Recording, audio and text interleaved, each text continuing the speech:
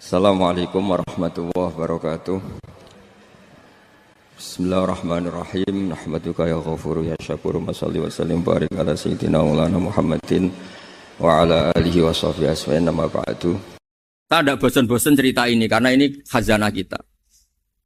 Di kitab Nailul Ma'mul itu, di kitab Usul Fiqih, saya berkali-kali cerita ini karena ini untuk menunjukkan bahwa Quran itu liqaumi ya'qilun, liqaumi yatafakkarun.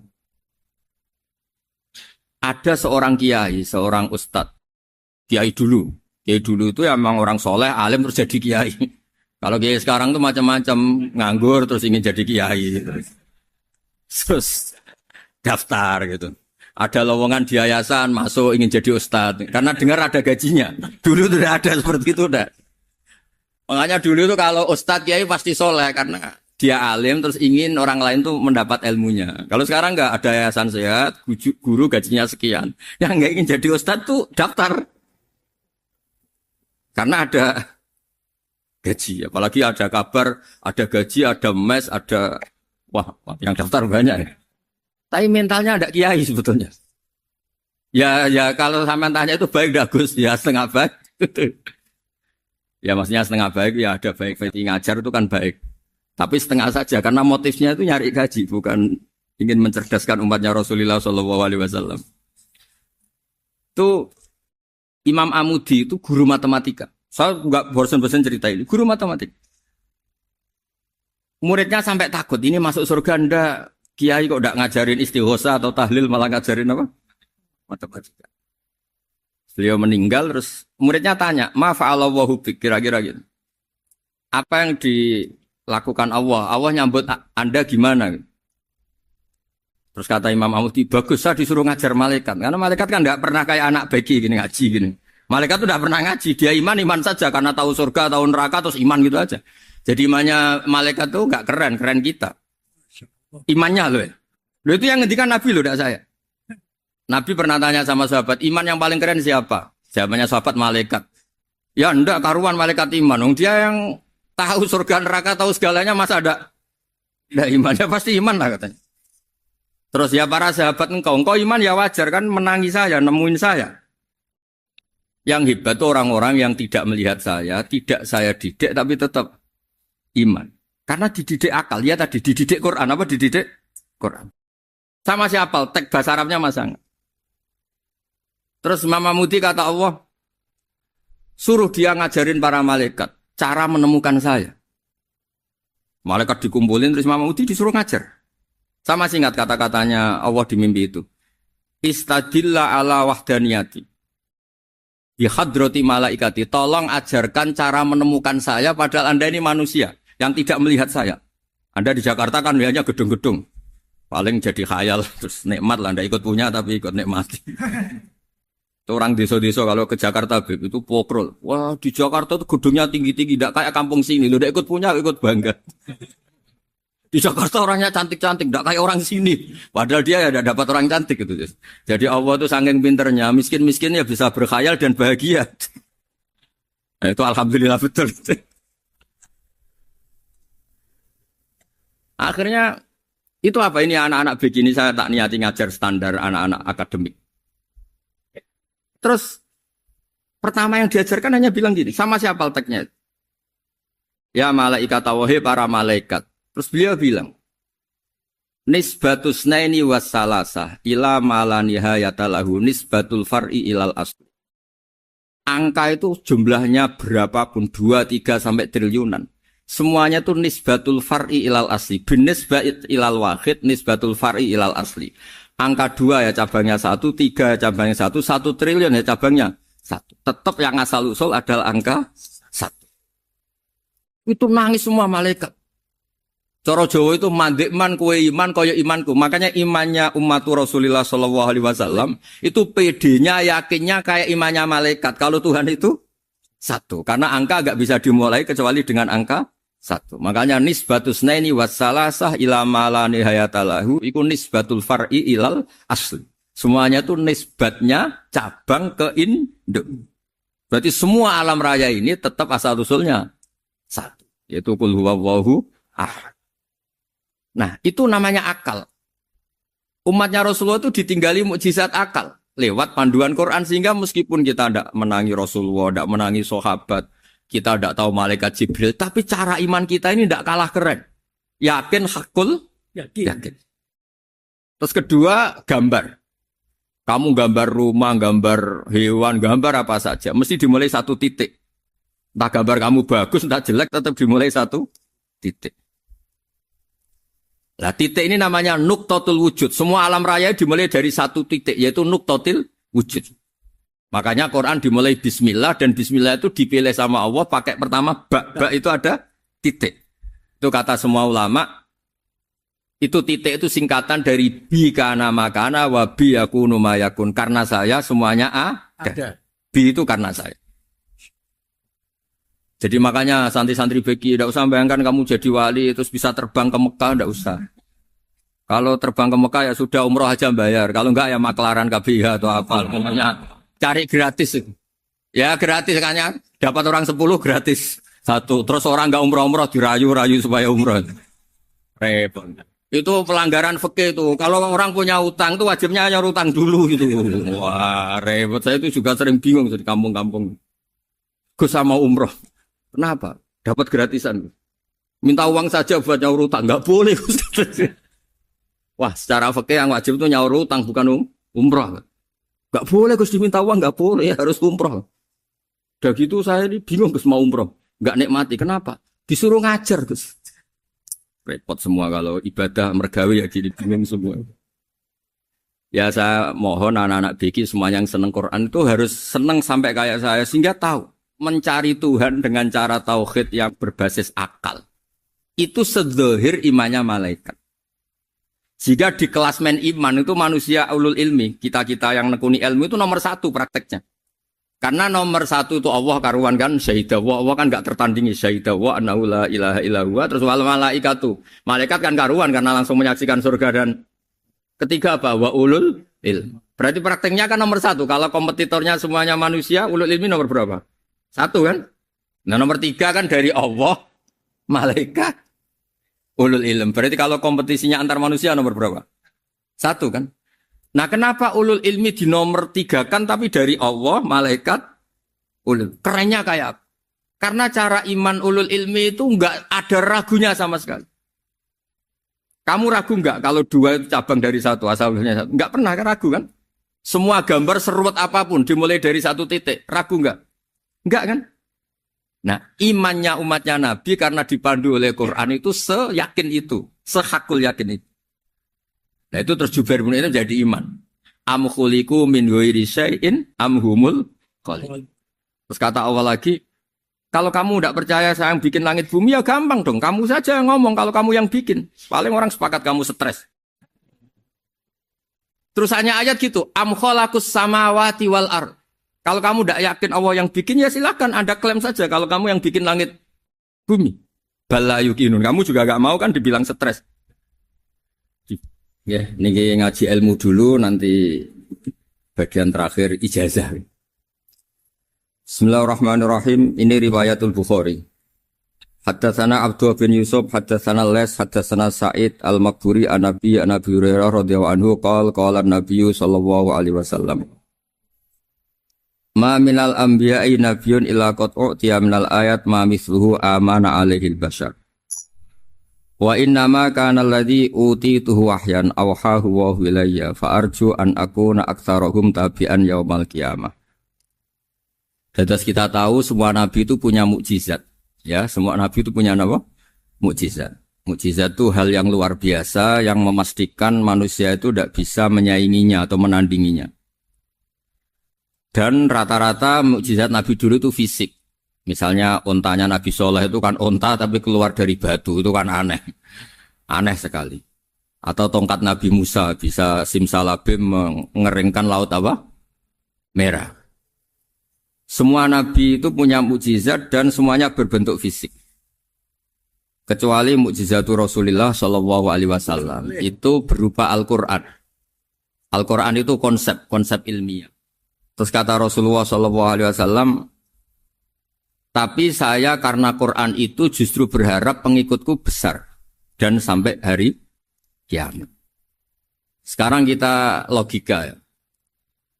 Andaikan kamu punya tongkatnya Nabi Musa, kalau kamu suka uang, kepikirannya dijual apa dipakai? Kalau kamu suka uang, pakai. Kalau kamu ahli suudon itu pikirannya ndak, ini asli ndak. Karena yang melihat di Turki itu ya sebagian gitu. Kalau yang suka perdukunan itu bayangkan tuh miliknya. Mungkin dipakai ngakali orang atau apa, pokoknya bayangkan tuh miliknya. Kalau yang kolektor pikirannya itu nanti ini laku berapa. Tapi kalau peneliti mungkin pikirannya itu ini asli apa enggak? Bukti aslinya apa? Repot lah. Lagi pula kalau kamu punya utang terus mau apa? Istri kamu marah mau apa? Kalau pakai tongkat. Nah, beda dengan mukjizatnya Quran itu semuanya apa? Ilmiah. Orang yang sedang harmonis dengan istri bisa pakai ayat di antara ayat-ayat Allah itu apa? Wa ja'ala bainakum mawaddatan. Nanti kalau ditakdir cerai, saya tidak menyarankan cerai. Kalau ditakdir cerai, itu masih dimotivasi sama Allah. Wa iya tafarraqa yufnillahu kullam min saati. Jika suami istri itu cerai, jangan-jangan suaminya dapat istri lebih baik, istrinya nanti dapat suami lebih baik. Jadi yang masa lalunya ada keprahara. Kan banyak orang suaminya meninggal ketika nikah lagi ditanya, kangen sama suami pertama, alhamdulillah ini lebih baik. Padahal suaminya yang meninggal itu berharap istrinya ini kangen, ternyata dia sudah syukur dapat suami yang lebih baik. Jadi Quran itu menunggui kita ila yaumil qiyamah. Kita tidak bunuh diri, itu ya barokahnya Quran. Karena problem apapun kita dinasihati apa sabar, apa dinasihati sabar. Kan nggak mungkin kamu pegang tongkatnya Nabi Musa, punya masalah apa saja ngelihat tongkat, bisa apa tongkat. Tapi kalau Quran kan nasihat, solusi. Makanya Nabi berharap dengan Quran ini, saya berharap pengaruh saya, pengikut saya terbanyak ila yaumil qiyamah. Terus beliau dikomentari begini sama, ini Fathul Bari, sarahnya Bukhari. Al-muradu anna mu'jizatil anbiya inqaradat binkiradi a'sorihim. Falam yushahidha illa man hadaraha. Problem mukjizat nabi-nabi dulu itu kan fisik. Sehingga yang tahu kalau Nabi Soleh punya unta yang ajaib, itu yang tahu ya hanya yang hadir saat itu. Yang tahu kalau tongkat Nabi Musa bertuah, itu juga yang tahu hanya yang hadir saat itu. Selebihnya tahu tongkat ya di museum.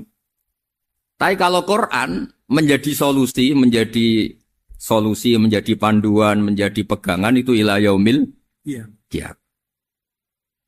Kita beri contoh ya Quran panduan yang paling gampang misalnya begini. Dulu ini cerita ya. Dulu itu ada orang kafir cerdas namanya Jubair bin Mut'im. Itu saking pinternya dia, pinter juga tokoh. Itu sebagai delegasi pembebasan Asra Badrin. Jadi tawanan-tawanan perang Badar itu mulai dulu ya ada negosiasi mau dibebaskan. Terus orang-orang kafir ini menugaskan namanya Jubair bin siapa? Mut'im. Ini ada di Bukhari. Karena ini ngaji di Jakarta. Kalau orang nggak tahu hadis juga tanya ini sahih enggak gitu. Wong nggak tahu kok tanya itu aneh. Padahal kalau dibodoni itu ya nggak tahu. Tapi ya tetap tanya hadisnya ini sahih enggak. Ini kata kiai apa kata nabi ini ya. Memangnya kata nabi kamu dengar kan ya lewat kiai. Emang. Setelah itu Jubair itu datang ke Medina. Dengerin, datang ke mana? Madinah. Kemudian dengar Nabi baca Wattur pas sholat maghrib. Jubair karena Nabi dulu gak ada hotel, gak ada pondok ya. Pondoknya Nabi hanya sufah itu. Nabi baca maghrib, bukan diskusi, bukan debat. Baca Wattur wa kitabim mastur firrokim mansur wal baitil ma'mur wasaqufil marfu wal bakhril masjur. Terus itu. Kemudian sampai pada titik ayat am khuliqu min ghairi syai'in. Masa manusia atau alam raya yang maujudat, yang nyata, yang wujud nyata. Kemudian asal-usulnya itu ketiadaan. Ini kan hadhil alam maujud. Alam ini kan nyata. Masa sesuatu yang nyata, penciptanya itu tidak nyata. Jadi gak mungkin ada faham nihilisme. Kalau faham nihilisme berarti melahirkan teori begini. Al-adamu yakhluqu maujudan. Sesuatu yang tidak ada, menciptakan yang... Itu kan akal gak bisa nerima. Kalau sesuatu ini ada, penciptanya pasti ada. Terus Akhirnya Jubair bin Mut'im itu simpuh di depan Rasulullah terus bilang, "Ya Muhammad, kada qalbi ayatir." Hampir saja hati saya terbang. Kalau riwayatnya Imam Ahmad, faka'anna masudi qalbi, hati saya dihancur. Semua teori yang saya bawa untuk ngelawan kamu sekarang luluh semua, hancur semua.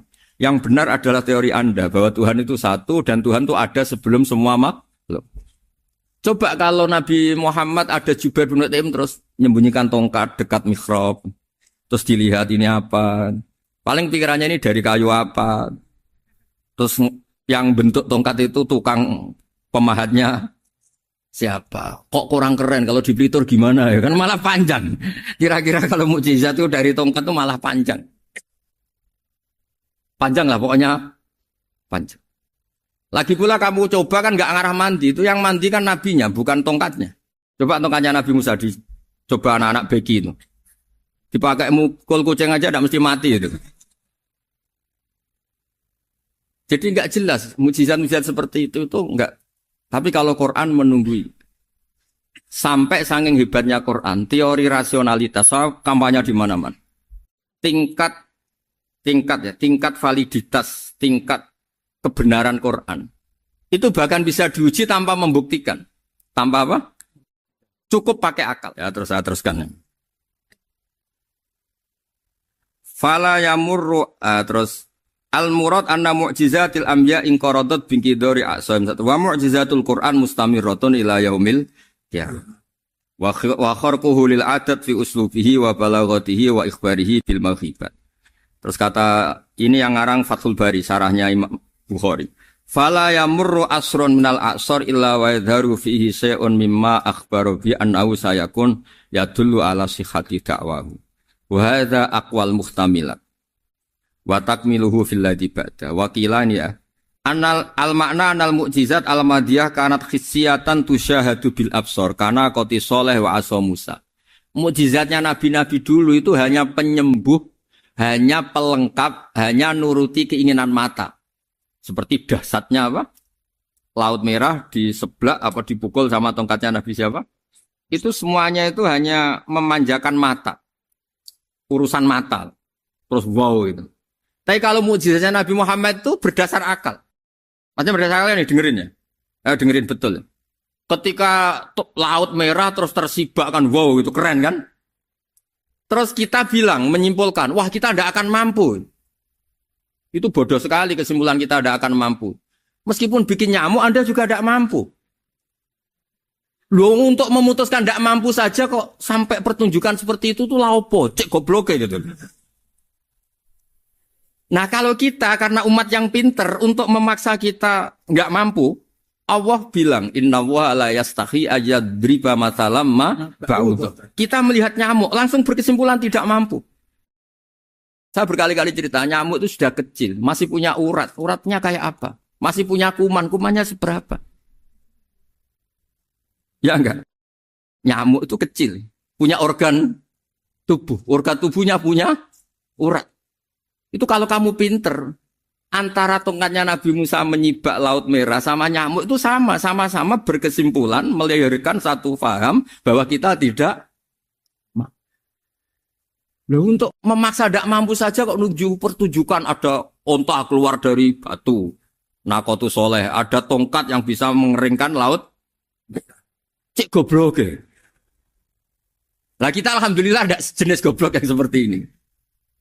Untuk ikrar bahwa Allah itu hebat ala kulli syai'in cukup lihat nyamuk. Kagum kan? Sudah ada usah bikin hidup. Saya berkali-kali mencontohkan. Para pemahat tak suruh bikin patung gajah itu mampu. Tak suruh bikin patung nyamuk kalau bisa.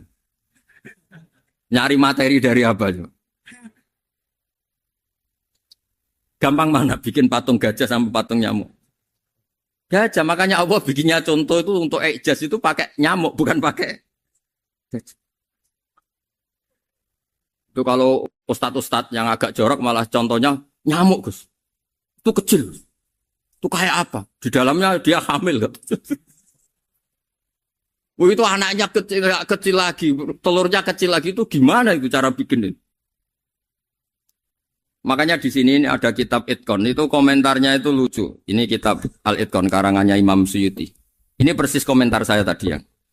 Kata Imam Suyuti, pengarang kitab Itqan, wa ya imma khissiyah wa imma aqliyah. Jadi mukjizat itu ada yang fisik, bisa dilihat indra, panca indra, bisa dilihat akal.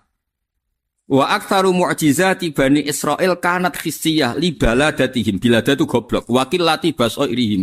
Dasar wong goblok. Mukjizat itu ngenteni sing wow. Maksudnya dasar wong untuk ngakui Allah hebat saja kok nunggu hal-hal yang seperti itu. Paham ya? Mergo likil lati napa aklihim. Wa aksaru mu'jizati hadil ummah aqliyatun li farati dzakaihim wa kamali afwahihim. Dan mukjizatnya umat ini semuanya berdasar akal karena sudah cerdas.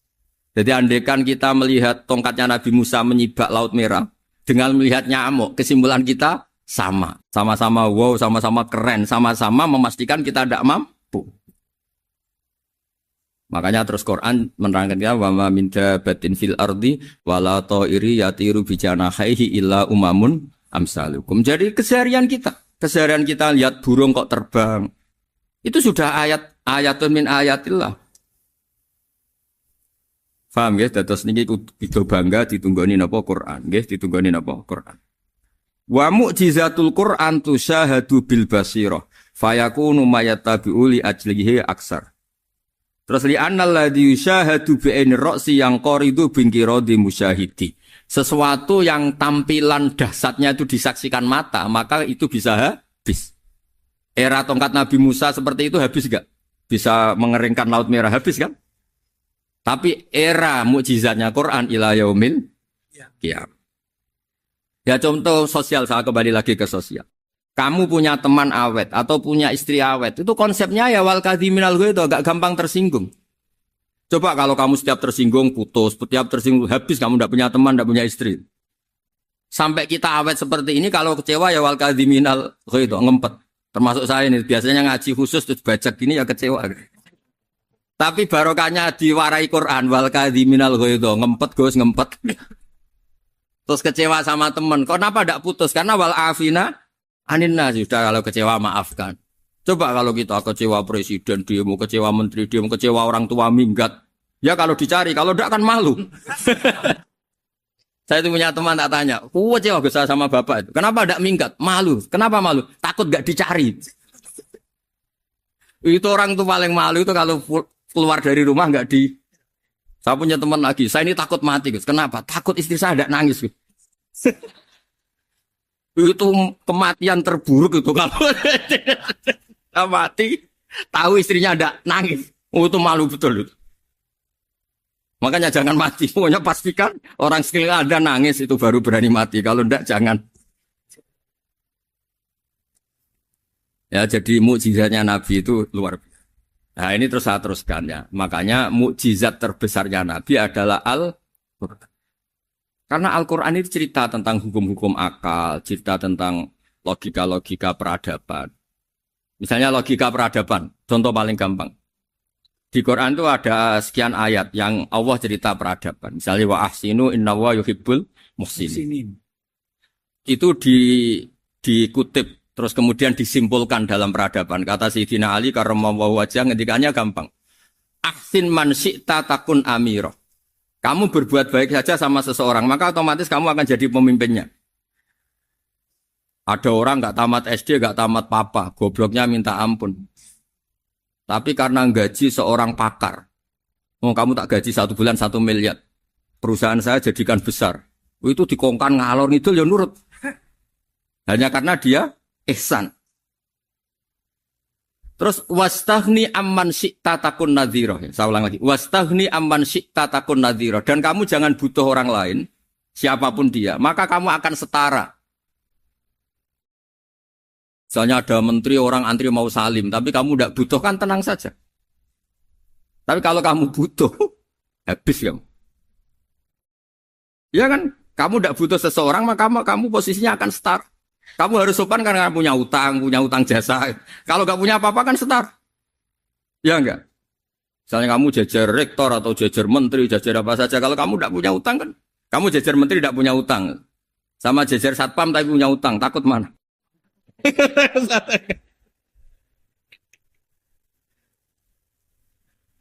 Kalau butuh itu mesti kalah kan?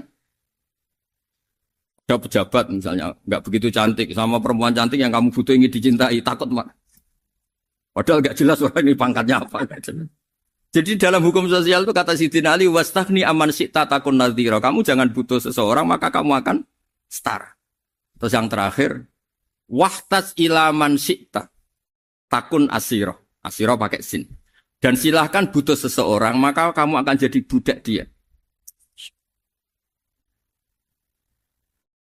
Ya coba misalnya Anda seorang profesor, seorang alim, seorang kiai top. Misalnya mencintai janda di ujung kampung sana, jalan kaki 2 kilo. Padahal itu gak tamat SD. Tapi gara-gara seneng, kacau kan?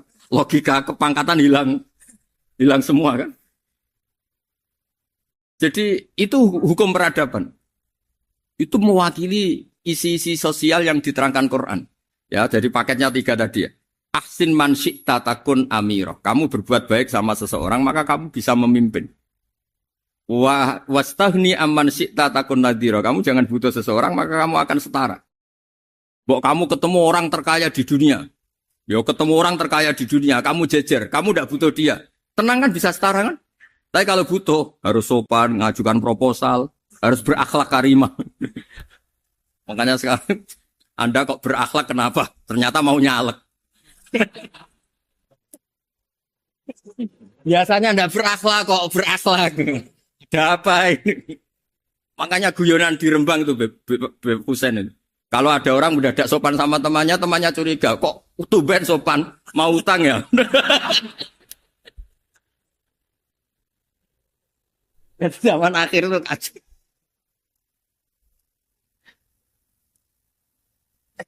Ya di semua daerah gitu ya sama Pak Rektor ya.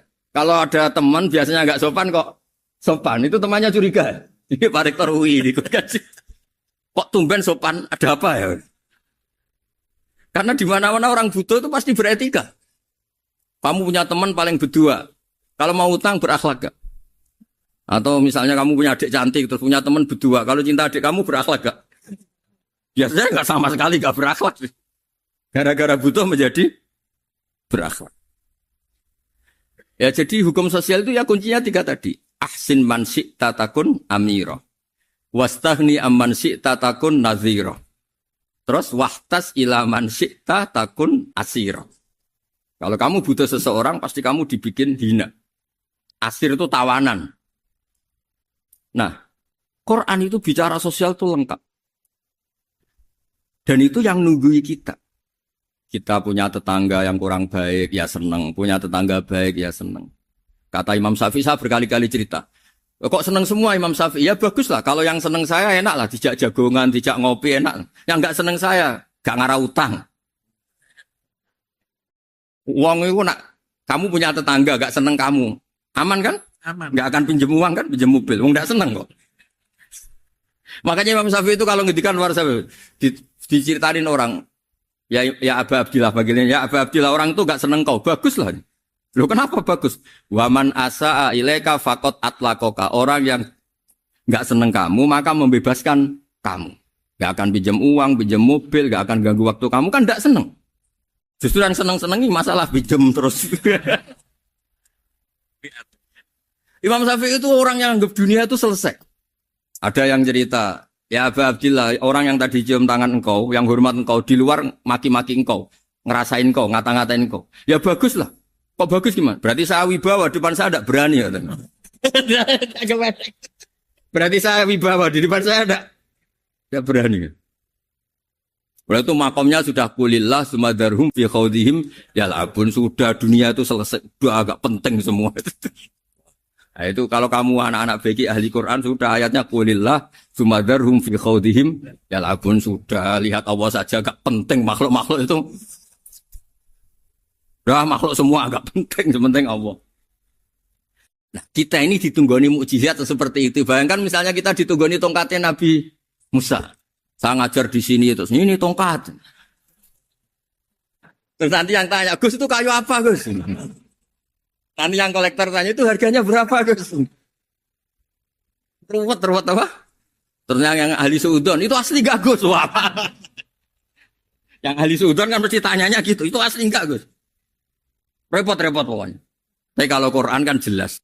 Suatu saat ada perdebatan antara Abul Hasan al-Asy'ari. Abul Hasan al-Asy'ari ini tokoh ahli sunnah paling populer dalam ilmu logik. Dia mengatakan orang menemukan Tuhan itu harus lewat logika yang cermat. Tidak boleh taklid, hanya ikut-ikutan. Dia harus menemukan satu argumentasi bahwa Tuhan atau pencipta langit itu ada. Kemudian ada satu problem di mana orang-orang kampung atau orang-orang yang lugu atau orang-orang awam itu tidak bisa ilmu logika, ilmu mantek kalau dalam bahasa pesantren. Kata Abul Hasan al-Asy'ari, itu masih mungkin. Alhasil para ulama ini meneliti ke orang-orang yang lugu, yang di kampung, yang petani, yang lugu sekali. Apa yang mereka temukan? Ternyata mereka punya cara logikanya sendiri untuk menemukan Tuhan, Sang Pencipta. Pernah suatu saat ada seorang petani lugu, biasa menggembala unta, ditanya, Bima araf tarubak, lalu kamu yang petani ini yang hanya ngurusi sawah, ngurusi ladang, dengan cara apa kamu tahu kalau Tuhan itu ada? Si petani tadi marah besar dan dia mengatakan, Al-ba'ratu tadullu alal ba'ir wa asharul aqdam yadullu alal masir.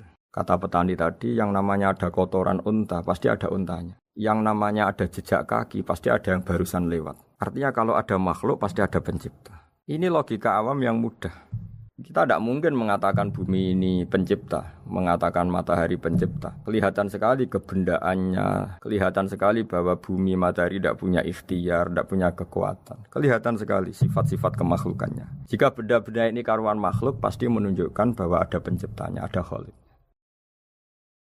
Bismillahirrahmanirrahim. Alhamdulillahirabbil alamin wassalatu wassalamu ala asyrafil mursalin sayyidina Maulana Muhammadin wa ala alihi washabihi ajmain amma ba'du. Berikut sebagai mukaddimah bahwa Profesor Zaini Dahlan berkeinginan UII punya tafsir dan terjemah sendiri. Lewat proses yang panjang dan melibatkan tim, di antaranya saya, terbitlah tafsir versi UII juga terjemah versi UII. Di antara ciri khas terjemahan UII adalah bahwa bahasa Arab yang tentu mengandung kesusastraan Arab, balaghah, kemudian ditransfer untuk pembaca Indonesia. Sehingga di antara ciri khas terjemahan UII adalah dengan rasa Indonesia dan tentu tidak merubah makna. Berikut beberapa kutipan yang perlu pemirsa atau pendengar tahu. Al-Quran adalah satu kitab suci yang diturunkan kepada Nabi besar Muhammad SAW. Dan di antara ciri Al-Quran adalah menjelaskan kebenaran secara jelas, secara gamblang. Sebagaimana firman Allah, bahwa Rasul adalah Rasulun minallah yatlu suhufam mutahharah. Rasulullah diutus oleh Allah Subhanahu wa taala ketika penduduk Makkah sangat-sangat jauh dari kebenaran. Mereka adalah penyembah berhala yang dikira sebagai Tuhan, dan jumlahnya Tuhan-Tuhan itu banyak sekali. Suatu saat Rasulullah mendakwahkan bahwa Tuhan itu satu dan harus satu. Tapi kata mereka, kenapa Muhammad menjadikan Tuhan satu? Padahal urusan kita banyak, problem kita banyak. Harusnya Tuhan itu juga banyak. Ini yang diceritakan dalam surat Shad, Aja'alal alihata ilaha wahida inna hadza lasyai'un ujab. Bagaimana mungkin urusan kita yang banyak, yang harusnya butuh Tuhan banyak, kemudian menjadi hanya Tuhan satu. Lalu Rasulullah dengan sabar, dengan telaten memberi penjelasan. Dan ini yang disebut al-bayyinah, penjelasan yang sangat jelas, sangat gamblang, sangat rasional. Kata Rasulullah dalam sebuah hadis yang diriwayatkan dalam Musnad Ahmad, tagnya begini, orang-orang yang menyembah selain Allah, itu ibarat kama thali rojulin istaro abdan min kholisi malih biwarikin au dhahabin. Faja'ala ya'malu, mereka mau bekerja tapi wayu'ti ghullatahu ila ghairi sayyidi. Fa'ayyukum sarrohu ayyakuna abduhu kadzalik. Nabi lalu kemudian bikin analogi. Wahai masyarakat Mekah, bagaimana kalau Anda ini jadi seorang pembantu atau seorang budak lalu punya majikan banyak. Dan semua majikan Anda ini punya perintah yang beda-beda, punya selera yang beda-beda. Semuanya atasan Anda, semuanya majikan Anda. Apa Anda senang punya majikan yang banyak? Lalu mereka bilang, wah susah Muhammad kalau kita punya majikan banyak. Tuhan kamu adalah majikan kamu. Bagaimana kalau Tuhan banyak, punya perintah yang beda-beda, punya selera yang beda-beda? Kalian pasti akan kebingungan. Ya sudah Muhammad, normalnya Tuhan itu satu. Sehingga mereka tercerabut dari pemikiran bahwa Tuhan harus banyak. Ini yang dimaksud dalam surat Al-Bayyinah. Lam yakunil ladzina kafaru min ahlil kitab wal musyrikina munfakina hatta ta'tiyahumul bayyinah. Bahwa orang-orang kafir, baik kafir ahli kitab maupun kafir musyrik Mekah, mereka tidak pernah terlepas dari sifat kekafirannya, yaitu menuhankan banyak Tuhan, sampai datang sebuah bayinah. Bayinah itu argumentasi kebenaran yang begitu jelas. Setiap membawa kebenaran, argumentasinya meyakinkan. Itu siapa? Rasulun minallah yatslu suhufam mutahharah, yaitu Rasul yang membacakan lampiran-lampiran suci, yaitu Al-Quranul Karim. Dengan penjelasan analogi tadi, kemudian orang-orang Mekah sadar, susahnya kayak apa kalau Tuhan banyak, lalu perintahnya beda-beda, seleranya beda-beda, hukumnya beda-beda. Ini membingungkan. Akhirnya mereka ngakui bahwa pentingnya logika tauhid. Nah ini yang Rasulullah ini benar-benar berstatus bayinah.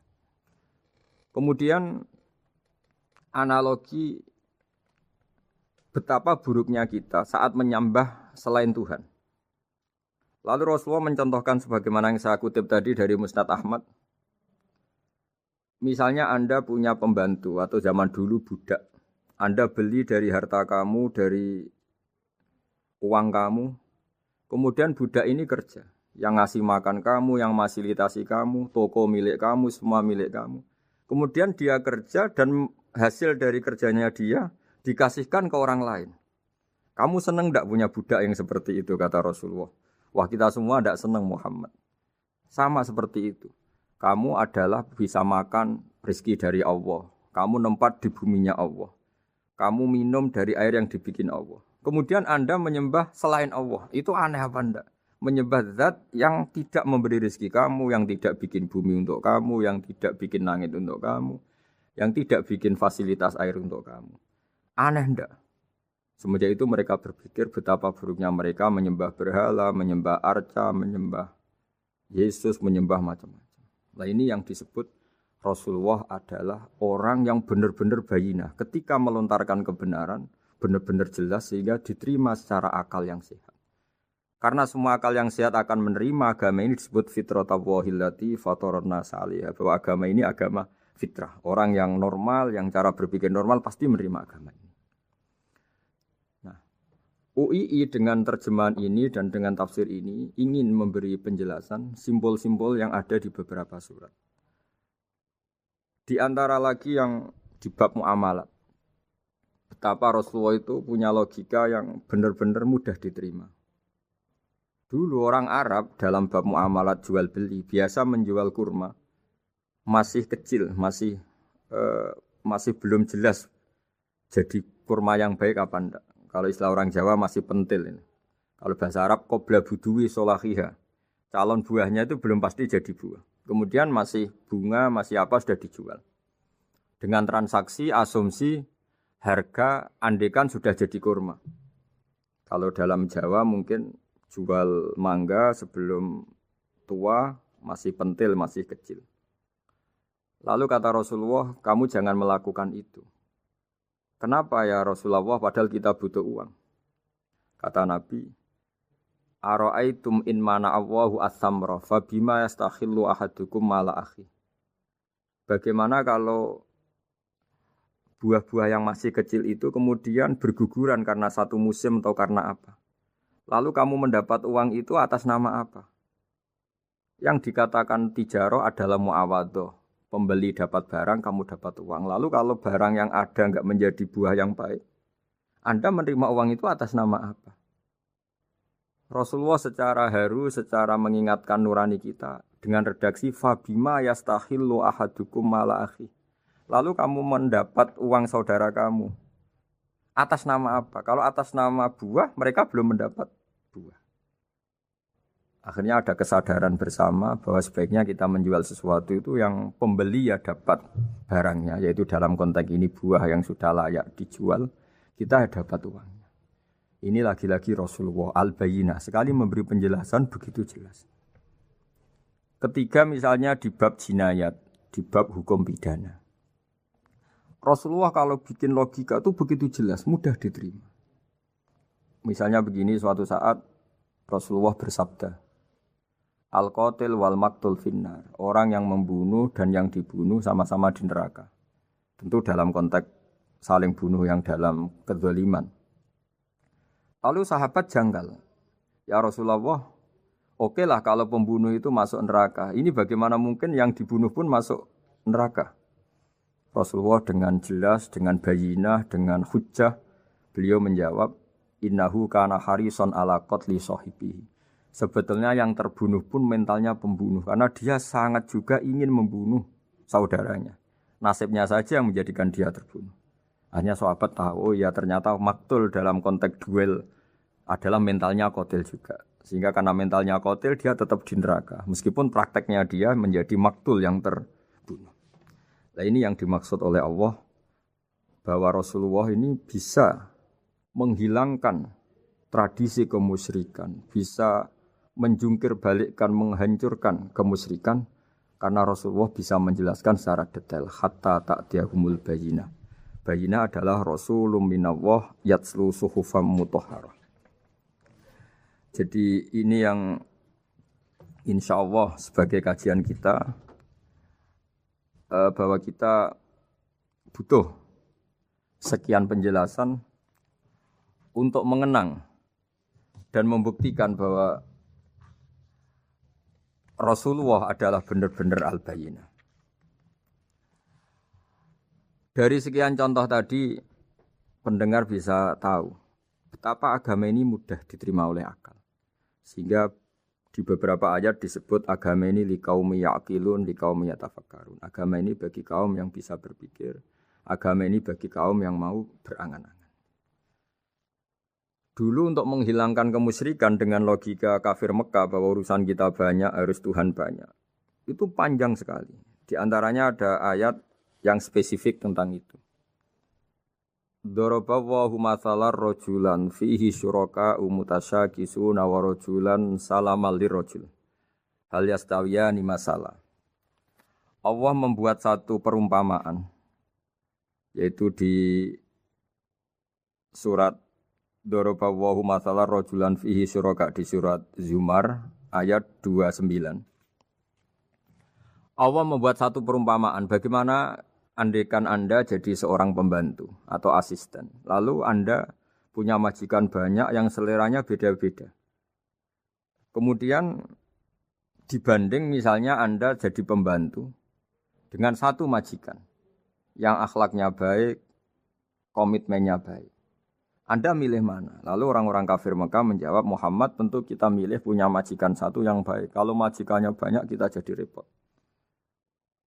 Lalu mereka kata Rasulullah, ya sudah kalau gitu Tuhan kamu satu saja jangan banyak. Kalau banyak jadi repot. Terus mereka baru tersadar bahwa menuhankan Tuhan banyak itu salah dan resikonya lebih banyak. Ini disebut munfakina hatta ta'tiyahumul bayyinah. Mereka orang-orang musyrik enggak mau tercerabut dari akar kemusyrikannya sampai datang al-bayyinah. Sebuah bukti kebenaran yang begitu jelas, begitu nyata. Siapa kebenaran itu? Rasulun minallah yatslu suhufam mutahharah. Yaitu Rasulnya Allah yang membaca lampiran-lampiran suci. Lampiran-lampiran suci ini dalam bahasa Arab diikutkan wazan isim maf'ul disebut mushaf.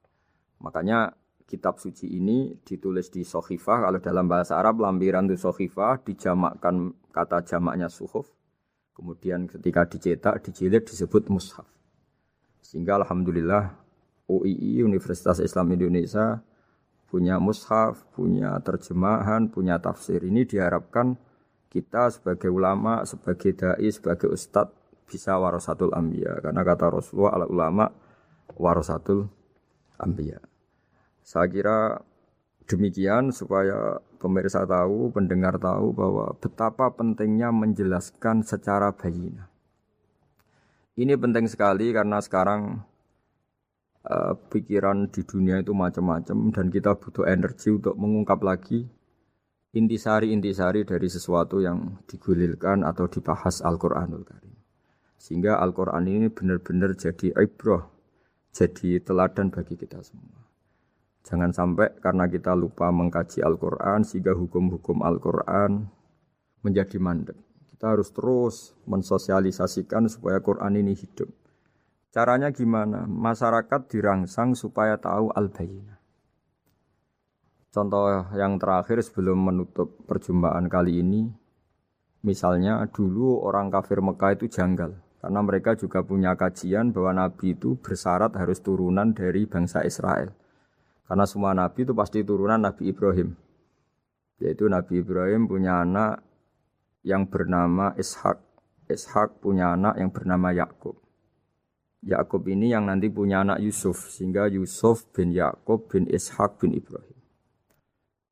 Ketika nabi-nabi ini hidup di Palestina, di Yerusalem, itu kayak jadi aturan bahwa nabi itu harus turunan Bani Israel. Sehingga ketika orang-orang kafir Mekah dari kelompok ahli kitab, ketika Rasulullah Muhammad mendakwahkan diri sebagai nabi, mereka janggal bagaimana mungkin nabi dari orang Arab. Nabi itu harusnya orang Yerusalem atau orang Palestina. Kemudian Allah memberi penjelasan, fihi ayatum bayyinatum maqamu Ibrahim, bahwa Muhammad adalah turunan Ibrahim. Bukti nyata adalah di Mekah ada jejak kakinya Nabi Ibrahim, yaitu yang sekarang kita sebut maqam Ibrahim. Setelah dilacak-lacak ternyata mbah-mbahnya Rasulullah atau nenek moyang atau leluhur Rasulullah bernama Adnan.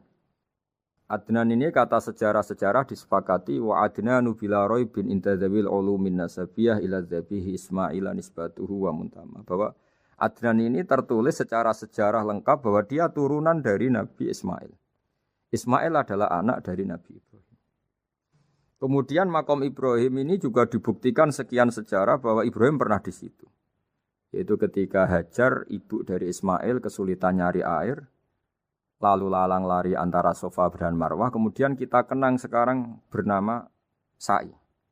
Kemudian dekat Ka'bah ada namanya Hijir Ismail, karena dulu jadi kamarnya Nabi Ismail. Hijir, hujro itu kamar atau ruang khusus untuk Nabi Ismail. Sehingga jelas sekali bahwa Ibrahim, Ismail, Hajar pernah hidup di Mekah.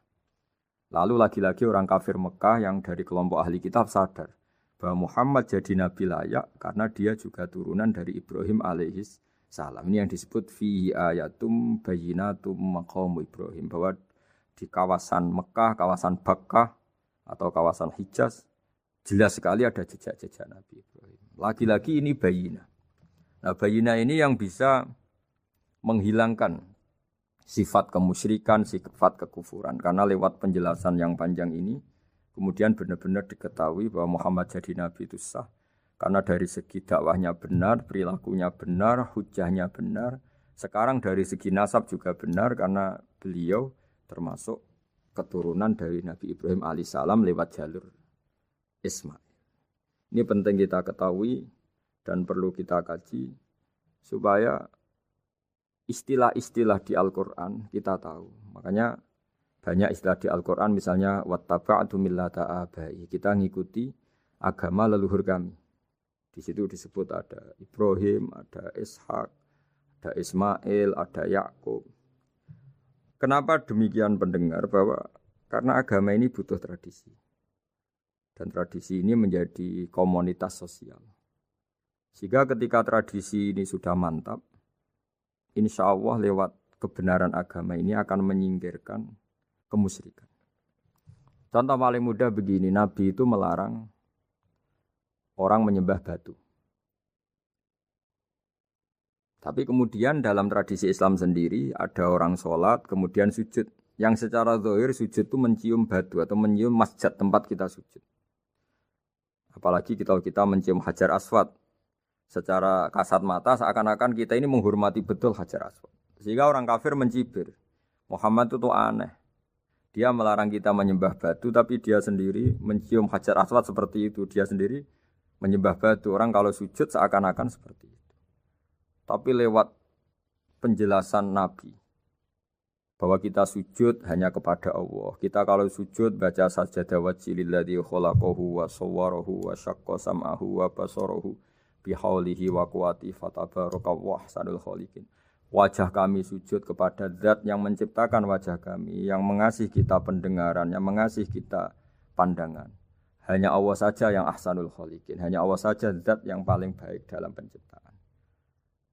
Ini penting sekali saya katakan bahwa sehingga sujud kita yang seperti itu adalah simbol tawadhu. Tidak ada kaitannya dengan kita ini menyembah batu.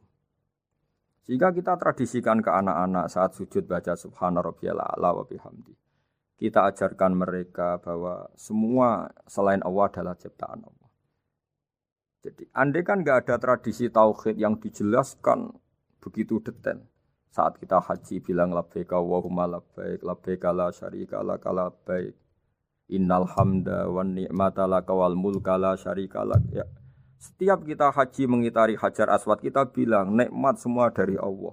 Enggak ada syarik bagi Allah, enggak ada mitra bagi Allah, enggak ada sekutu bagi Allah. Sehingga karena ini kita maklumatkan, kita kumandangkan. Meskipun umat Islam itu mencium Ka'bah, mencium Hajar Aswad, enggak akan disalahfahami ini bentuk penuhanan kepada Hajar Aswad atau kepada Ka'bah. Karena kita ungkapkan innal hamda wan ni'mata laka wal mulka la syarika lak. Enggak ada syirik, enggak ada mitra bagi Allah. Sehingga dari sekian talbiyahnya Rasulullah kita tahu ini bentuk pemaklumatan tauhid. Bahwa tauhid harus dikumandangkan lewat kalimat-kalimat thayyibah, lewat pemikiran-pemikiran logika hujjah bahwa Tuhan pasti satu dan yang jadi Tuhan hanya Allah Subhanahu wa taala. Karena andekan ini tidak dikumandangkan, kemudian ada ritual yang secara lahir kasat mata nyium Hajar Aswad. Nanti seperti tuduhannya orang kafir bahwa Islam itu aneh, melarang menyembah batu, tapi nyatanya ada ritual mencium batu. Sebab itu tidak menjadi aneh ketika Imam Bukhari termasuk rawi besar, termasuk hadis sahih yang meriwayatkan Sayyidina Umar atau Umar radhiyallahu anhu. Itu setiap mencium Hajar Aswad beliau berkomentar, saya tahu betul kamu hanya batu. La tadurru wa la tanfa. Tidak memberi madarat, tidak memberi manfaat. Kalau saja saya tidak melihat Rasulullah mencium kamu, maka saya tidak mau mencium kamu. Dulu di era itu ada momentumnya. Kenapa sih Umar radhiyallahu anhu atau sahabat Umar susah-susah memberi penjelasan seperti itu? Karena dulu masih ada salah paham bahwa mencium batu itu identik dengan misalnya menuhankan batu atau mendewa-dewakan batu. Sehingga Umar berutuh memberi penjelasan. Sayyidina Umar memberi begitu penjelasan detail bahwa kamu hanya batu yang tidak mandoroti, tidak manfaat. Tapi secara tradisi sunnah Rasul kamu dicium, ya saya ikut. Ini penting sekali penjelasan-penjelasan seperti ini, maklumat-maklumat seperti labbaik Allahumma labbaik, sehingga semua ritual Muslim tidak disangka atau tidak disalahfahami sebagai pemuja materi. Lagi-lagi penjelasan yang detail ini disebut al-bayyinah. Rasulun minallah yatslu suhufam mutahharah. Kemudian ayat berikutnya disebut fiha kutubun qayyimah, bahwa dalam kitab suci Al-Qur'an itu banyak aturan-aturan atau catatan-catatan yang begitu lurus, begitu benar. Tentu karena kita ini orang Indonesia yang kalau mengakses langsung bahasa Arab mungkin kita masalah. Sehingga alhamdulillah Universitas Islam Indonesia menerbitkan seri terjemah juga seri tafsir, dan sekarang dibantu lewat acara ini kita berusaha atau membantu para pendengar untuk lebih memahami lebih jauh. Sahabat Indonesia yang kami hormati, berikut kita mulai kajian tafsir yang dikeluarkan oleh UII. Mari kita mulai dengan surat Al-Baqarah. Bismillahirrahmanirrahim. Alif lam mim. Dzalikal kitabul la raiba fihi hudal lil muttaqin. Di sini diterjemahkan Alif lam mim ini termasuk ayat-ayat yang oleh para ulama dianggap mutasyabihat. Artinya kita tidak boleh memaksakan maknanya. Kita cukup iman bahwa itu dari Allah Subhanahu wa taala. Ini termasuk ayat-ayat yang kita percaya bahwa ada makna yang diinginkan Allah, tapi kita tidak perlu menduga-duga Apa sepersisnya makna itu? Dzalikal kitab la raiba fih, kitab ini tidak ada yang diragukan. Hudal lil muttaqin, petunjuk bagi mereka yang bertakwa. Sahabat Unisia yang kami cintai, yang kami hormati, muttaqin dari kata kerja ittaqa yattaqi ittiqaan. Maknanya adalah menjaga diri. Ada 3 kelas muttaqin dalam terminologi para ulama, istilah yang dikeluarkan para ulama. 1, muttaqin orang yang menghindari perilaku syirik atau perilaku kekafiran. Sehingga menurut para ulama, apapun faseknya seorang mukmin, apapun kelirunya orang mukmin, misalnya pernah mencuri, pernah korupsi, pernah apa saja, masih dianggap mukmin karena dia masih bertauhid la ilaha illallah Muhammadur Rasulullah. Ini muttaqin yang paling kelas pokok, kelas bawah. Kemudian ada muttaqin kelas kedua, yaitu mereka yang menghindari dosa besar tapi tidak bisa menghindari dosa kecil. Misalnya bisa menghindari dosa zina, tapi dia bisa menghindari dosa melihat perempuan yang bukan mahramnya, yang bukan halal bagi dia. Ketiga muttaqin paling ideal yaitu menghindari dosa besar, juga menghindari dosa kecil, bahkan menghindari sesuatu yang tidak penting. Ini yang dalam terminologi ulama disebut para wali atau para ulama, yaitu yang dalam ayat ala inna awliya Allahi la khaufun alaihim wa lahum yahzanun. Ini penting kami jelaskan kelas-kelas muttaqin supaya bahwa mukmin tidak pernah keluar dari status iman meskipun dia pernah melakukan satu kesalahan besar. Karena yang dikatakan mukmin adalah siapapun yang meyakini kebenaran risalah Muhammad. Risalah yang dibawa Muhammad berarti dia mukmin. Soal dia melakukan dosa atau apa saja itu menjadikan dia fasik tapi tidak keluar dari status mukmin. Ini yang dimaksud dalam sebuah hadis, man qala la ilaha illallah dakhalal jannah. Siapapun yang pernah melafadzkan la ilaha illallah iman, maka dia pasti nanti masuk surga. Kemudian ada beberapa pertanyaan dari para sahabat dengan masa lalu orang itu yang macam-macam, Nabi tetap menjawab meskipun dengan masa lalu yang macam-macam. Sebab itu perlu dikaji serius, sebagaimana ada yang ditafsir Sawi bahwa muttaqin itu dari kata kerja ittaqa yattaqi ittiqaan atau ittaqa yattaqi taqwan. Ini maknanya orang yang menjaga diri. Tentu menjaga diri ini ada yang kelas premium, kelas sempurna. Jadi sesuatu apa saja yang bahaya kita jaga, termasuk dosa kecil, melakukan hal yang tidak penting. Ada orang mukmin yang hanya bisa menjaga dari dosa kekafiran, dosa kemusyrikan. Ini pun dengan segala kesalahannya masih ada kemungkinan dimaafkan Allah. Karena Allah pernah berfirman, innallaha la yaghfiru ayyushraka bihi wa yaghfiru ma duna dzalika liman yasha. Allah tidak akan memaafkan dosa syirik, tapi Allah masih bisa memaafkan atau masih berkenan memaafkan dosa di luar syirik. Kemudian yang perlu dimengerti oleh sahabat Unisia adalah makna la raiba fihi. Ini yang perlu kami ungkap, bahwa Al-Quran ini tidak ada keraguan padanya. Tidak ada keraguan ini yang mudah kita teliti karena kita orang Indonesia, mungkin rasa-rasa sastra Arab enggak kental. Mari kita teliti dari segi makna, karena makna ini rasa dan rasa itu universal. Begini misalnya, dulu orang-orang kafir Mekah karena mereka penyembah berhala, penyembah Tuhan-Tuhan yang banyak, itu memprotes. Mereka memanggil tentu masih Muhammad, belum ya Rasulullah. Muhammad, kamu mengajak ke Tuhan berapa? Rasulullah menjawab, ke Tuhan yang satu. Lalu mereka bertanya, Muhammad urusan kita ini banyak, problem kita banyak. Tuhan banyak saja tidak bisa menyelesaikan, apalagi satu Tuhan. Ini yang diceritakan dalam sebagian ayat disebut, Aja'alal alihata ilaha wahida inna hadza lasyai'un ujab. Bagaimana mungkin Tuhan itu satu?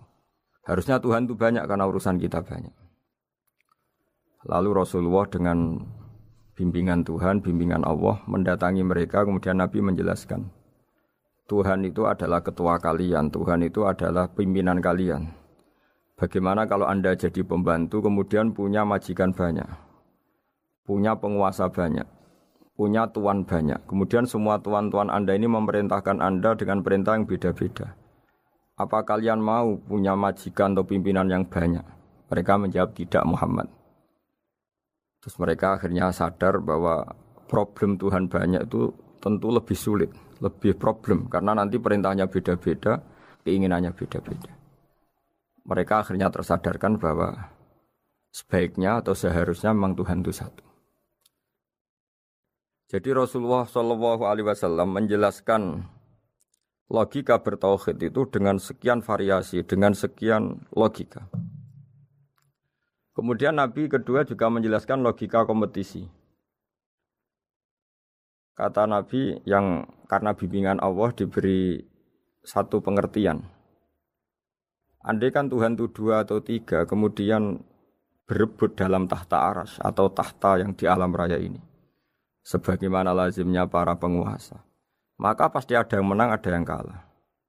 Dan yang kalah tentu gak layak sebagai Tuhan. Ini yang disebut wala ala ba'duhum ala ba'd. Tentu kalau Tuhan itu banyak, mereka akan berkompetisi, akan bertarung. Dan pasti pemenangnya ya satu, karena memang layak jadi Tuhan tetap satu. Sadarlah bahwa orang-orang kafir Quraisy, orang-orang kafir saat itu sadar pentingnya bertauhid. Ketiga, Nabi juga menjelaskan tauhid secara ilmu logika. Begini para pendengar. Kalau dalam teori ilmu tauhid yang agak jelimet dijelaskan begini. Jika ada 2 Tuhan, maka alam raya ini enggak menjadi alam. Logikanya adalah 2 Tuhan ini bisa kamu katakan sama-sama kuat. Ketika sama-sama kuat kemudian ingin menciptakan langit. Yang satu ingin menciptakan bumi, yang satu menolak menciptakan bumi misalnya. Atau yang satu ingin menciptakan langit, yang satu menolak ingin menciptakan langit. Kemudian ternyata bumi ini terbukti wujud. Logika awam adalah yang berhasil menciptakan bumi berarti Tuhan. Yang gagal atau kudrohnya gagal, kemampuannya gagal tidak bisa menciptakan bumi, gagal menjadi Tuhan. Ini logika awam. Logika ini pun kita terima. Tapi kalau menurut logika ahli tauhid, ahli pakar-pakar logika, cara berpandangan begini. Ketika Anda mengatakan ada 2 Tuhan yang sama-sama kuat, kemudian terbukti yang satu mampu menciptakan bumi, yang satu tidak.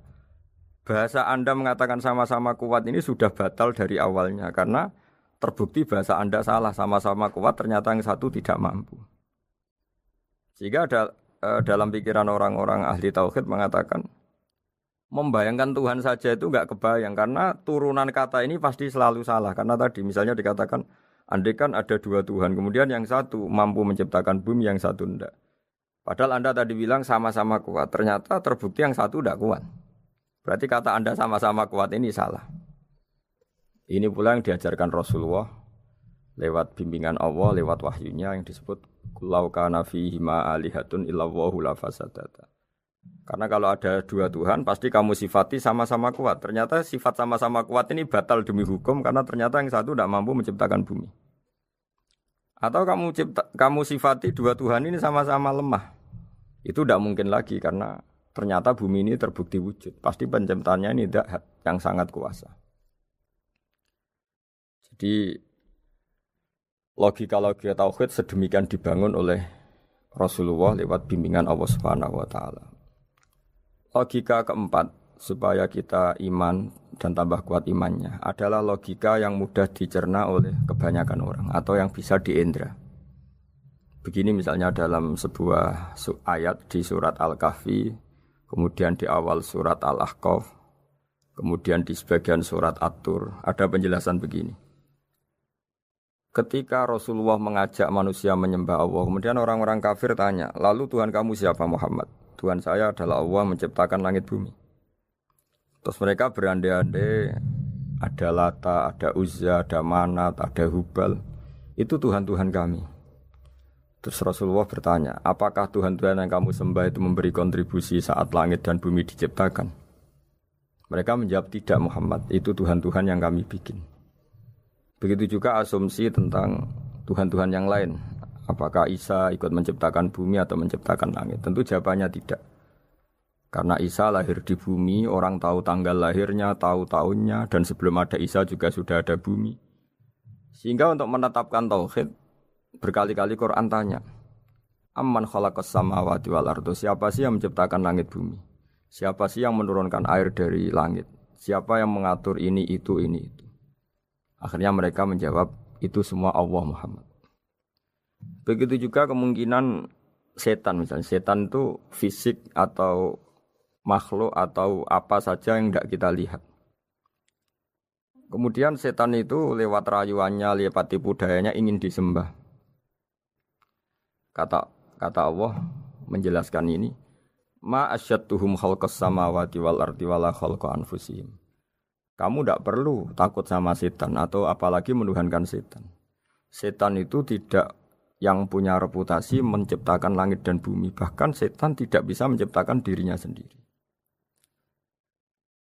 Ini menjadi pengetahuan bagi kita betapa bagi pakar-pakar tauhid, ahli tauhid, ketika setan nyatanya diusir dari surga, itu pun versi mereka. Versi mereka pun mengatakan seperti kita bahwa setan itu diusir dari surga dan ya keluar dari surga. Kalau setan itu Tuhan, tentu diusir gak mau karena di surga itu nikmat. Ketika setan diusir dari surga ya keluar, dia juga jadi makhluk yang hina dina. Berarti dia tidak punya kekuasaan bahkan pada dirinya sendiri. Dipaksa keluar dari surga ya keluar, dipaksa menjadi ahli neraka jadi ahli neraka, dipaksa jadi apa saja juga dia akan jadi seperti yang dipaksakan. Ini menunjukkan bahwa setan adalah tahta kudratillah, tahta qahrillah, tahta satwatillah, bahwa setan pun dalam kendali kekuasaan. Makanya Allah mengatakan kamu tidak usah menyembah setan, tidak usah nurut sama setan. Setan itu lemah sekali. Karena faktanya dia tidak bisa memaksakan keinginannya. Ini yang oleh Allah disebut dalam firman-Nya inna kaida syaitani kana dhaifa. Setan itu lemah sekali. Ini perlu saya sampaikan ke para pendengar Unisia bahwa bertauhid itu ada sekian logika. Logika kelima adalah logika orang awam. Awam sekali. Suatu saat ada perdebatan antara Abul Hasan al-Asy'ari. Abul Hasan al-Asy'ari ini tokoh ahli sunnah paling populer dalam ilmu logika.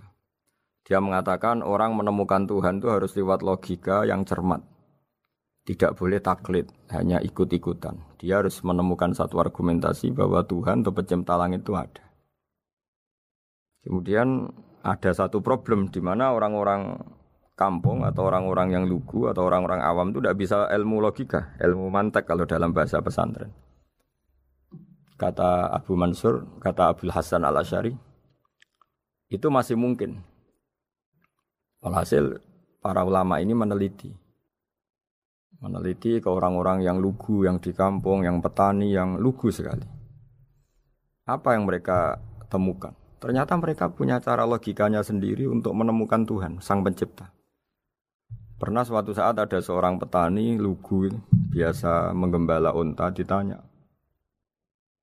Bima araf tarubak, lalu kamu yang petani ini yang hanya ngurusi sawah, ngurusi ladang, dengan cara apa kamu tahu kalau Tuhan itu ada? Si petani tadi marah besar dan dia mengatakan, Al-ba'ratu tadullu alal ba'ir wa asharul aqdam yadullu alal masir. Kata petani tadi, yang namanya ada kotoran unta, pasti ada untanya. Yang namanya ada jejak kaki, pasti ada yang barusan lewat. Artinya kalau ada makhluk, pasti ada pencipta. Ini logika awam yang mudah. Kita tidak mungkin mengatakan bumi ini pencipta, mengatakan matahari pencipta. Kelihatan sekali kebendaannya, kelihatan sekali bahwa bumi matahari tidak punya ikhtiar, tidak punya kekuatan. Kelihatan sekali sifat-sifat kemakhlukannya. Jika benda-benda ini karuan makhluk, pasti menunjukkan bahwa ada penciptanya, ada khalik. Dalam logika Bedui tadi, si Bedui tadi, kalau ada kotoran sapi, pasti ada sapinya. Meskipun sapinya sudah sekarang nggak terlihat, mungkin sudah jalan kemana. Sama, kalau ada jejak kaki, meskipun orang yang tadi lewat sudah kita nggak tahu, tapi kita pasti tahu, pasti ada yang lewat. Ini yang dimaksud dalam bahasa Arab, al-ba'ratu tadullu alal ba'ir, kalau ada kotoran sapi atau kotoran unta, pasti ada untanya. Wa atharul aqdam yadullu alal masir. Kalau ada jejak orang lewat, pasti tadi ada orang lewat.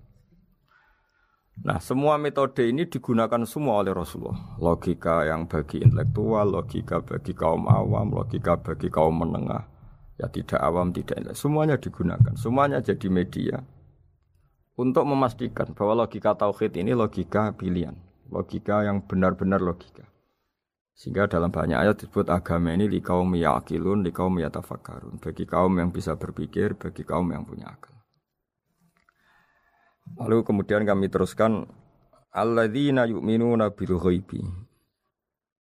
Ini kata ghaibi bukan kayak dalam bahasa Indonesia misalnya setan atau hantu disebut barang gaib. Kata ghaibi dalam bahasa Arab adalah perbandingan atau lawan kata dari al-musyahad yang bisa disaksikan langsung lewat indera. Kita orang mukmin iman bahwa surga ada, padahal kita tidak pernah melihat surga. Kita mukmin iman bahwa neraka ada, padahal kita belum pernah melihat neraka. Ini sesuatu yang maghoba anil absor, yang mata kita tidak melihat, fisik kita tidak menyentuh. Kita pun iman. Asal sesuatu itu mansus ya, dikatakan secara eksplisit oleh Quran dan hadis. Kalau dalam bahasa usul fikih disebut al-mansus. Ciri mukmin diantaranya adalah yang paling pokok alladzina yu'minuna bil ghaibi. Iman dengan sesuatu yang enggak kelihatan. Lalu kemudian para ulama cara pandang beda-beda. Bedanya bukan karena mereka bertentangan enggak, tapi ini menurut kelas rasa yang berbeda-beda. Bagi orang-orang sufi, Allah itu tidak bisa dikatakan al-ghaib, sesuatu yang enggak kelihatan. Karena Allah itu begitu jelas, az-zahir. Kata orang sufi, Allah itu zahir. Begitu juga dalam Asmaul Husna disebut Allah itu az-zahir. Begitu jelas. Karena orang yang akalnya mapan, hatinya mapan, melihat satu lemari yang bagus, pasti langsung mensifati bahwa pembuatnya adalah orang yang hebat. Orang yang melihat mobil mewah atau pesawat yang canggih, pasti kepikiran pertama adalah pasti pembuatnya canggih. Sehingga eksistensi pembuat pesawat itu adalah orang hebat, itu langsung tertanam ketika melihat pesawat itu hebat. Bagaimana mungkin seseorang ragu akan kehebatan pembuat pesawat ketika melihat detail-detail pesawat? Pasti langsung kepikiran kalau pembuatnya itu hebat. Memutuskan bahwa pembuat pesawat hebat itu tidak harus ketemu yang membuat, juga tidak harus melihat. Tapi akal kita pasti meyakini pembuatnya itu hebat. Berarti keputusan menyimpulkan bahwa pembuatnya hebat adalah az-zahir begitu jelas. Begitu juga langit dan bumi, matahari semuanya tertata rapi. Air dengan fungsi manfaat yang sebegitu hebat, oksigen, semua tanaman, buah-buahan. Meskipun kita tidak pernah melihat Tuhan, tapi akal kita, nurani kita pasti berkeyakinan dan tahu betul pasti pembuatnya itu zat yang super hebat, super bijaksana. Sehingga dalam kategori ini Allah tidak bisa dikatakan sesuatu yang enggak tersentuh, yang enggak terjangkau. Allah itu az-zahir begitu jelas. Sehingga di antara Asmaul Husna disebut az-zahir. Sebab itu saya menganjurkan atau saya punya saran bahwa alladzina yu'minuna bil ghaibi itu contoh paling mudah itu kayak surga, kayak neraka. Kalau Allah sendiri itu az-zahir, mudah diketahui. Karena tadi orang yang melihat pesawat canggih pasti saat itu juga berkeyakinan dan itu pasti benar, pasti pembuatnya juga canggih.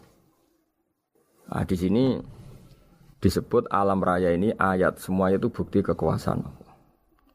Dalam syair-syair orang sufi masyhur sekali itu wa fi kulli syai'in lahu ayatun yadullu ala annahul wahidu. Setiap sesuatu kejadian di alam raya adalah bukti keesaan Allah, bukti eksistensi Allah Subhanahu wa taala.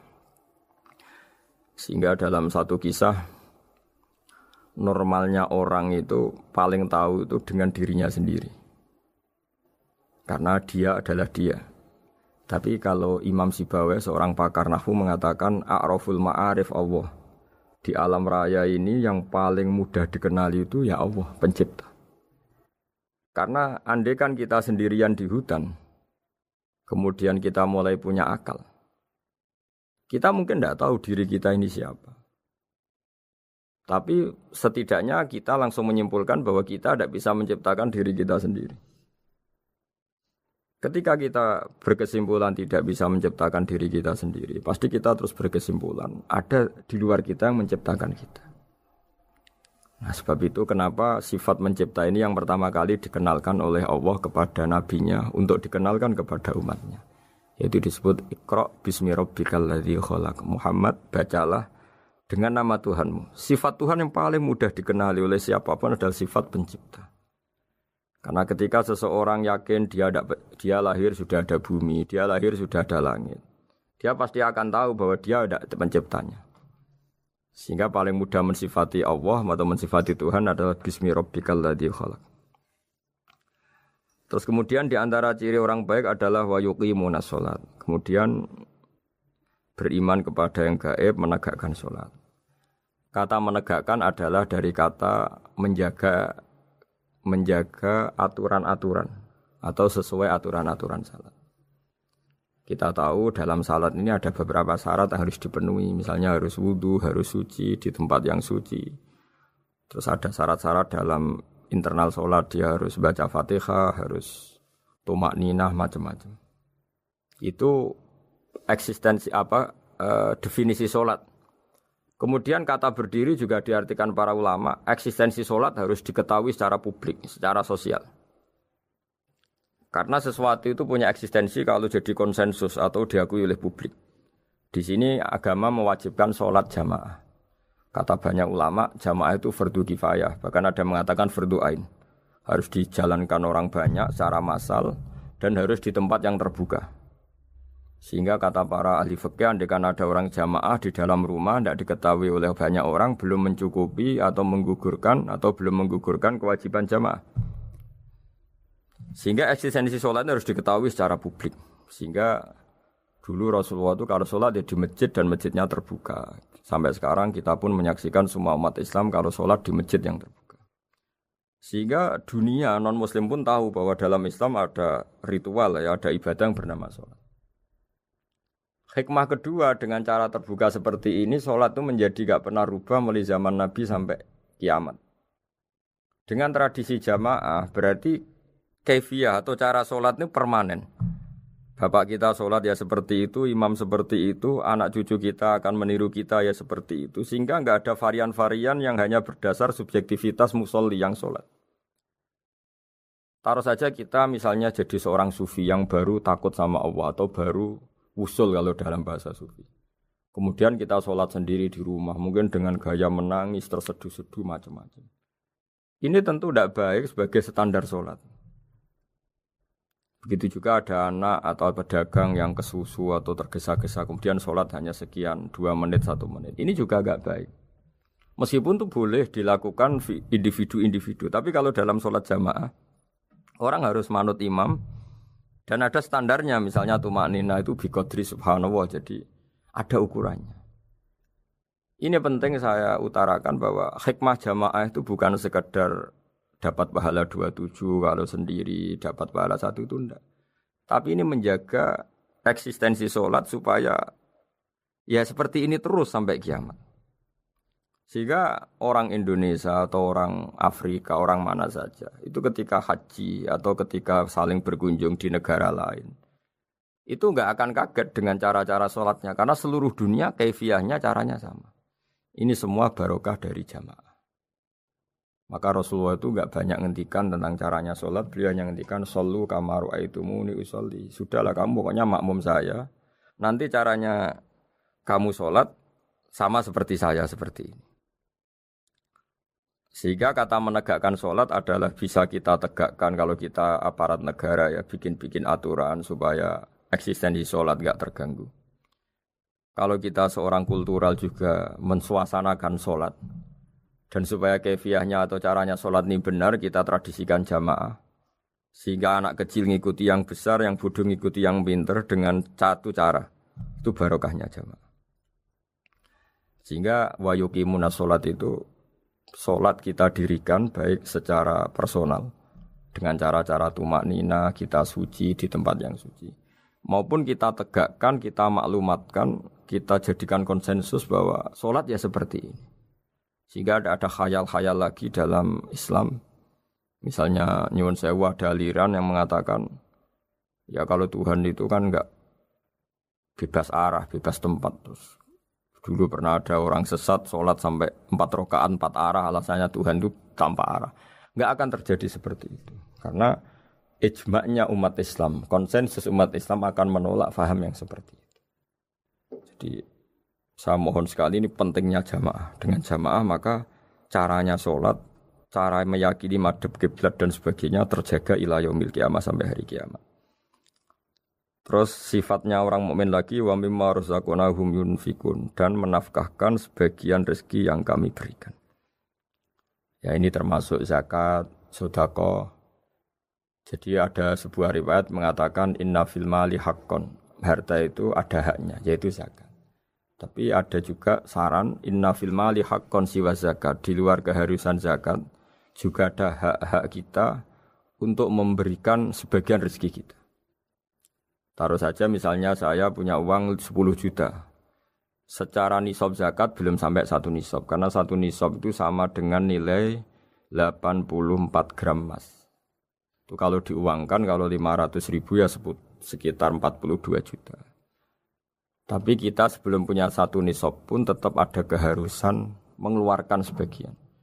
Yaitu tentu dalam fikih kita wajib mengeluarkan uang untuk anak kita, untuk istri kita. Itu yang wajib-wajib. Kemudian ada sosial, kita nyumbang masjid, nyumbang yatim piatu, macam-macam. Sehingga kata para ulama, ciri utama mukmin diantaranya adalah melakukan zakat, baik zakat yang fardu maupun zakat yang sunat. Karena kata zakat itu dimaknai fardu, sebetulnya definisi para ahli fikih untuk membedakan zakat yang wajib dengan sedekah. Tapi sebetulnya zaman dulu enggak ada seperti itu. Zakat itu maknanya bersihkan harta. Sedekah dari kata sedekah bukti benarnya iman. Jadi sedekah dari kata dari kosakata sedekah yasduqu sidqan, sesuatu yang membuktikan kita loyal itu disebut sedekah. Kita nikah, mas kawin di bahasa Arab kan sedekah dari kata sedekah juga. Kita bukti iman, loyal, kita sedekah. Bukti bahwa kita teman akrab disebut siddiq atau sodik. Kalau dalam bahasa Arab teman namanya juga sodik karena cara bertemanan secara benar, secara loyal. Sehingga wa mimma razaqnahum yunfikun ini ya memasukkan zakat yang dalam terminologi fikih yaitu zakat yang zakat al-wajibah atau zakat yang dengan makna lughat yaitu ya artinya asal membersihkan harta kita entah lewat zakat, sedekah, hadiah kepada orang-orang yang kita hormati, semuanya juga masuk dalam definisi zakat atau wa mimma razaqnahum yunfikun. Kemudian sifat terakhir dari orang muttaqin adalah walladzina yu'minuna bima unzila ilaika wa ma unzila min qablika bil akhirati hum yuqinun ulaika ala hudam mir rabbihim wa ulaika humul muflihun. Di sini diterjemah mereka yang beriman kepada kitab yang kami turunkan kepadamu dan yang diturunkan sebelum kamu. Ini kata yang diturunkan sebelum kamu penting sekali karena ciri utama Nabi adalah dia tidak pernah beda dengan Nabi sebelumnya. Karena kebenaran tauhid pasti tunggal. Nabi-nabi dulu pasti mengajarkan tauhid, hanya menyembah Allah. Enggak mungkin nabi berikutnya kemudian bikin ajaran baru dalam tauhid. Sehingga andaikan semua kitab Injil, Taurat itu masih versi yang orisinil, pasti enggak ada yang beda dengan Quran. Karena ciri utama kebenaran adalah iman dengan Quran dan iman kepada kitab yang diturunkan sebelum Al-Quran. Wabil akhiratihum yuqinun, mereka juga yakin akan datangnya hari akhir. Itu bisa disebut yaumul ba'ats. Terus ketika semua kriteria itu terpenuhi baru ulaika ala hudam mir rabbihim wa ulaika humul muflihun. Mereka itulah yang berada pada petunjuk Allah dan merekalah orang-orang yang berbahagia.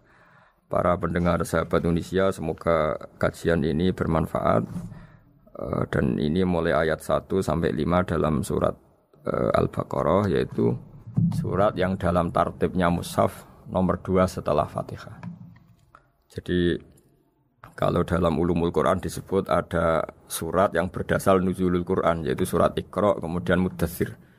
Ada urutan surat yang berdasar tartibul mushaf, yaitu yang kita punyai sekarang, yaitu Fatihah, terus Baqarah dan seterusnya. Dan urutan-urutan ini pun sesuai petunjuk Rasulullah SAW. Saya kira demikian. Mohon maaf atas semua kesalahan. Wassalamualaikum warahmatullahi wabarakatuh.